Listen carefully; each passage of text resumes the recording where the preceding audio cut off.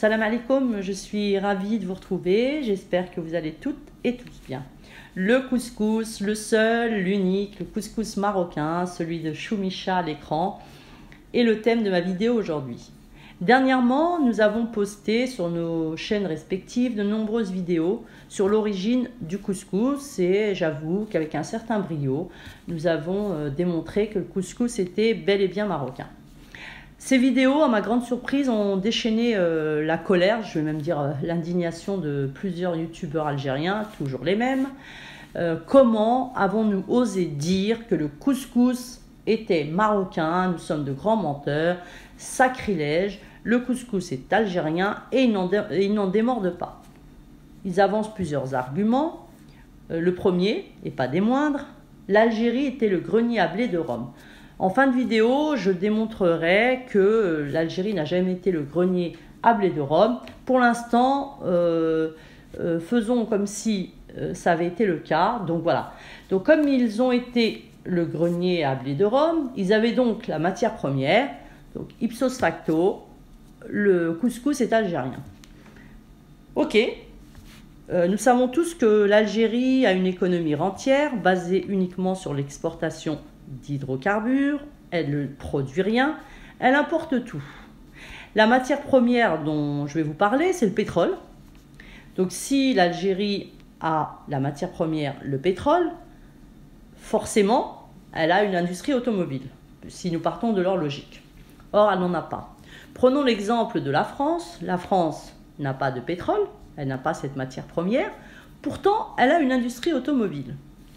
Alors prenons le cas qui fait très mal, même un peu plus que mal, aux Algériens, qui leur déchirent les boyaux. Le Maroc a du pétrole qu'il n'exporte pas, donc allez, je vais vous faire plaisir, on va dire que le Maroc n'a pas de pétrole.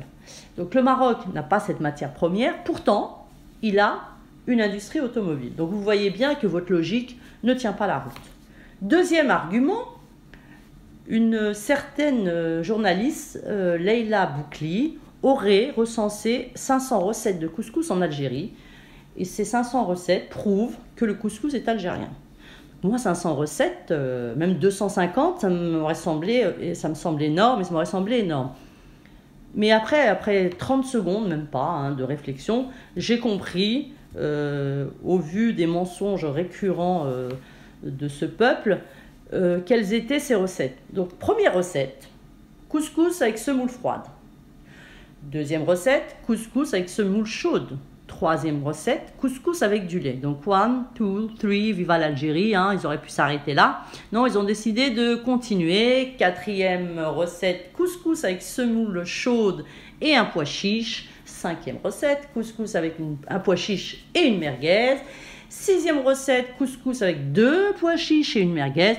Et on déroule et on peut arriver jusqu'à 500 recettes. Très facile. Donc effectivement, si vos recettes sont ainsi, il n'y a aucun souci, vous avez 500 recettes. Pour finir, en réalité, ils ont quoi? 4-5 recettes de couscous. Et l'une d'elles, la plus célèbre, c'est le couscous haricots verts, que j'ai eu la chance, entre parenthèses, de goûter à un mariage kabyle. À ma grande surprise, j'ai vu arriver un grand plat de couscous, avec froid en plus, noyé, alors c'était de la semoule noyée dans de l'eau, et au-dessus des haricots verts, pas de viande, rien du tout. Donc ça c'est le grand plat traditionnel algérien et leur super couscous dont ils ne cessent de nous rabâcher les oreilles. Alors là je m'adressais directement au petit poussin Abdel là, qui se prend pour un prince alors que c'est un va-nu-pied. Calme-toi, respire. Tu vas te provoquer une crise cardiaque et voilà, je serais vraiment très triste de te perdre. Donc s'il te plaît, respire. Et moi, aujourd'hui, j'ai envie de te décerner le Golden Globe de la bêtise. Tu dis que des historiens sur Wikipédia confirment que le couscous est algérien. T'es un sombre idiot, c'est pas possible. Tu sais très bien que Wikipédia n'est pas une source fiable. Enfin, tu devrais le savoir, que même certains utilisateurs insèrent de fausses déclarations et que ce ne sont pas des historiens qui alimentent le site Wikipédia. Il dit aussi, ce petit poussin qui n'effraie personne, que le couscous est connu, le couscous algérien est connu et reconnu dans le monde. Alors, je sais pas de quoi tu parles. Connu et reconnu, le couscous algérien n'est ni connu ni reconnu. Vous n'avez pas de gastronomie algérienne. Alors, qui cherches-tu à convaincre? Toi-même, sûrement. Alors, répète-toi plusieurs fois cette phrase, peut-être qu'un jour finiras-tu par t'en convaincre. Mais le couscous algérien n'est pas connu. En revanche, la gastronomie marocaine existe. Elle est connue et reconnue dans le monde.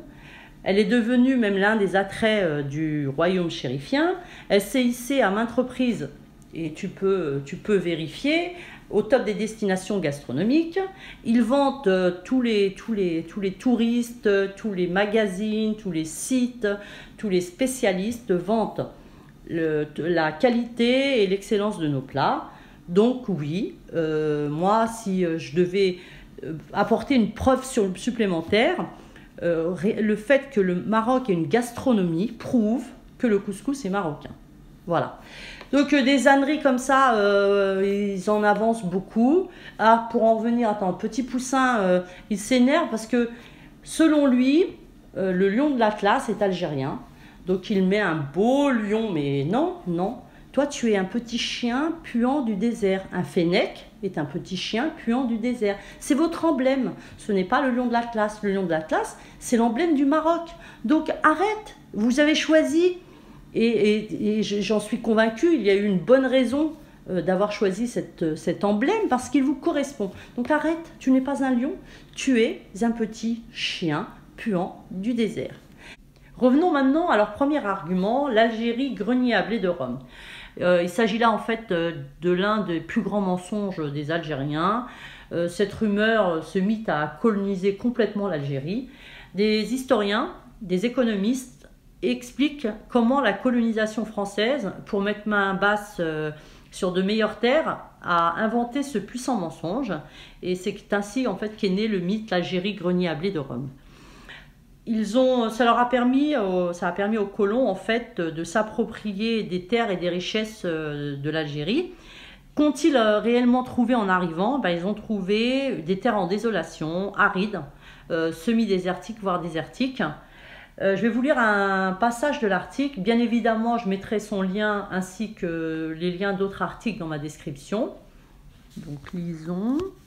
Alors, le professeur Hamid Aïtamara, donc un économiste, qui a consacré son intervention à la sécurité alimentaire, a tenu à préciser que l'idée largement répandue, qui veut que l'Algérie fût le grenier à blé de Rome, n'est qu'un mythe inventé par les Français pour légitimer l'occupation de l'Algérie, à un moment où ce pays et l'Europe en général souffraient d'une disette. Donc cessez, Algériens, de nous rabâcher les oreilles avec votre Algérie grenier à blé de Rome.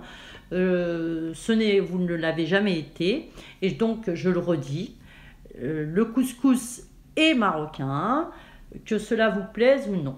Donc voilà, je vous remercie de m'avoir écouté, j'espère que ma vidéo vous plaira, vous a plu. Je vous souhaite une très belle journée, je vous dis à très bientôt, Inch'Allah. Salam alaikum.